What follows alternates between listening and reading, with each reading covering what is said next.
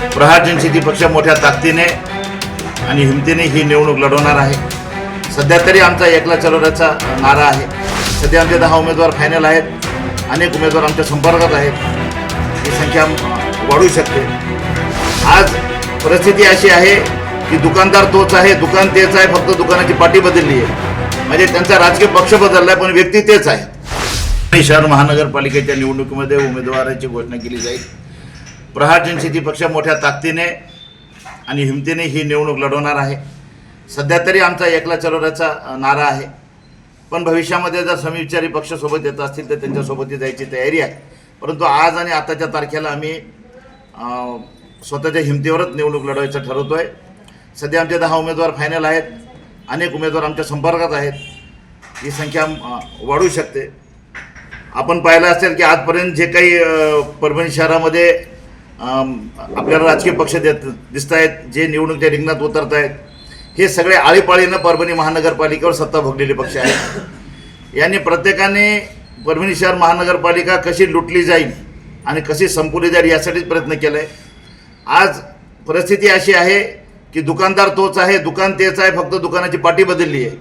म्हणजे त्यांचा राजकीय पक्ष बदलला आहे पण व्यक्ती तेच आहे, त्यांची विचारसरणी तीच आहे।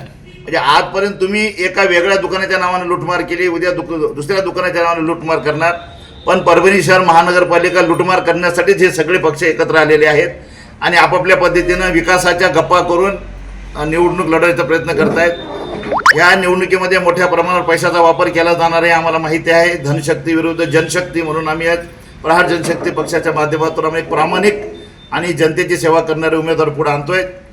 आम्हाला विश्वास आहे की यावेळेला आम्ही परभणी शहर महानगरपालिकेमध्ये आमचे चांगल्या प्रकारे नगरसेवक निवडून आणू आणि युतीबाबत अजून काही निर्णय नाही आहे, परंतु आताच्या तारखेपर्यंत आम्ही स्वतःच्या बळावर निवडणूक लढवतो। मुळात विकासाच्या मुद्द्यावर आहे, कारण की आपण पाहिलं आहे की आम्ही सत्तेत नसताना किंवा परभणी शहर महानगरपालिकेमध्ये आमचा एकही नगरसेवक नसताना आम्ही जे कचरा डेपोचा प्रश्न होता धारोडचा, तो आम्ही ग्रीन ट्रिब्युनलमध्ये केस करून तो प्रश्न मार्गी लावला आहे। आणि दरवर्षी जोपर्यंत प्रहार जनशक्ती पक्ष आक्रमक होऊन नालेसफाईवर आंदोलन करत नाही तोपर्यंत परभणी शहर महानगरपालिकेने मागच्या 10 वर्षामध्ये स्वतःहून एकदाही नालेसफाई केली नाही। काल आपण पाहिलं असेल 3-3, 4-4 महिन्यापासून परभणीमध्ये कचऱ्याचे ढिगारे पडले होते। परभणी शहर ग्रामपंचायत असं महानगरपालिकेचं आम्ही नामकरण केल्यानंतर 24 तासामध्ये परभणीमधल्या घंटागाड्या सुरू झाल्या आणि ते कचरा उचलणं सुरू झालं।